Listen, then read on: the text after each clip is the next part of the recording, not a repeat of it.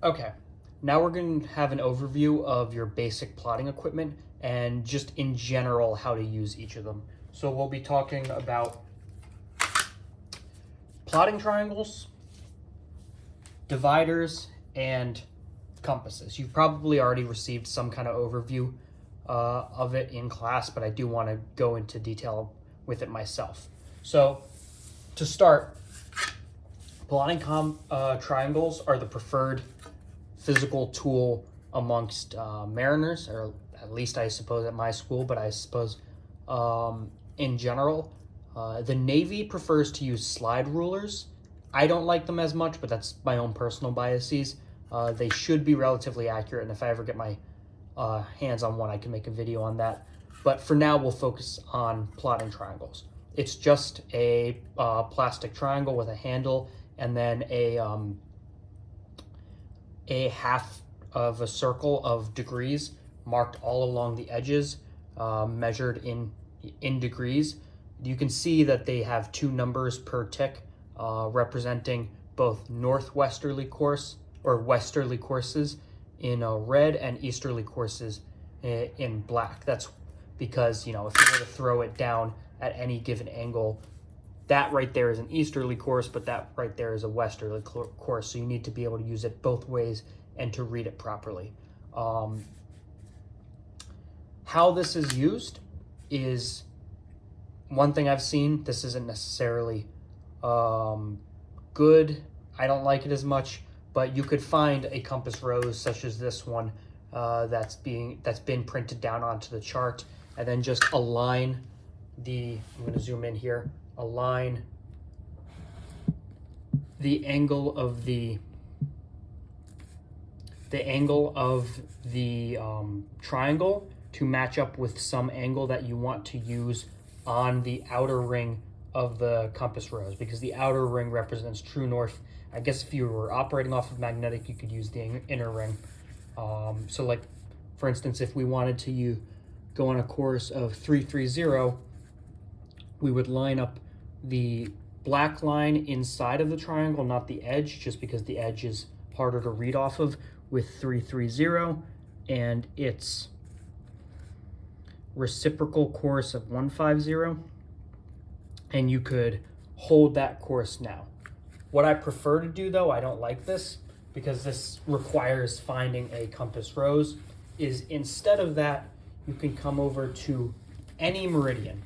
So you can see right here, this is just a line of longitude coming up from the longitude scale that goes all the way up over the length of the chart, only to be interrupted briefly here. Using this, what you can do is take the window, the little window here on the triangle that's used as the origin for this circle, plot it down, hold it in the center. If you really want to, you can place your pencil inside there to rotate along, and then as that meridian drops straight down through the triangle, you can see it right there. Whatever tick the meridian lands on represents the angle of the triangle. So like, if we had it perfectly perpendicular, where it fell along that long edge of that long line down the length of the triangle, that would mean that it comes out to read either 090 or 270, meaning this course here is either 090 going east, 270 going west. If, however, you used a different angle, such as this one, make sure your window always lands on the meridian though. Then you came down, you could see, I don't know how easy it is to see for you, that it's 2 ticks behind this larger line, which is labeled as either 260 or 080.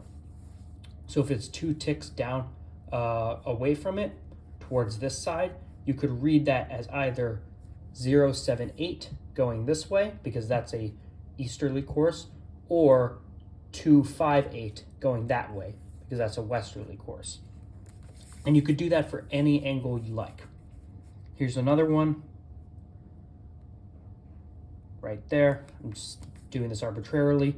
You can see it's 2 ticks away from the middle tick between 140 and 150. So that means it's either 147 going this way or 327 going up on a westerly track. That's how you set down a track, but let's say you wanted to measure some course. So just using the first straight line I see, you can see the territorial sea and contiguous zone here. Here, it's not actually perfectly straight. It does vary a bit as we go along. But if we wanted to measure what the angle of it was right there, what you could do is plot the black line of the triangle to line up with it for the length of which it is still straight and hold it there. Only issue is now we're nowhere near the meridian we were using, or there's another meridian here that might be easier to use over on that side. So what do? Well, there's a reason they always give you two triangles, because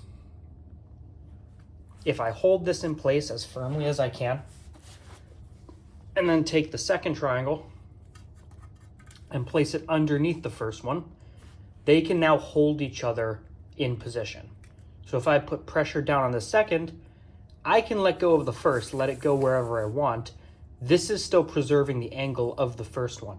So if I then bring it back down literally anywhere and just hold it in place, it's still representative of whatever line it was passing through when I had it over here. So that means that I can then slide it over and line it up to the window, with the window passing through this meridian over here now, let go of my second triangle, hold my first triangle firmly. I'm going to zoom in again. And now I can measure that angle. So let's see. The meridian drops straight down. Sometimes it's hard to tell exactly where your meridian is. It's easier in person than it is on camera, but you can see it drops straight down, passes a little between that little tick there and the middle tick between 060 and 070. So that means it's not on a perfect degree value. It's between them, and we could say, we can just go with 0.5 degrees. So we could read this as either 064.5 degrees if we were going this way, or 244.5 degrees going that way, because assuming we're going the easterly course, 60 degrees, 65 degrees, half a degree less than 65 degrees, we'd get 064.5. All right. Now those are the two major ways you use a triangle. You can either place it down at an angle you choose, or measure a different line's angle. And then if you ever needed to move it around, you can hold them in tandem against one another, and that keeps them in place so they can slide wherever you like while preserving their angle. You have to be careful about this. You have to remember to keep pressure on the triangles. The worst feeling in the world is sliding this one along here freely and feeling your second triangle move ever so slightly, because even a little bit, now the whole thing's ruined and you have to go back and do it again.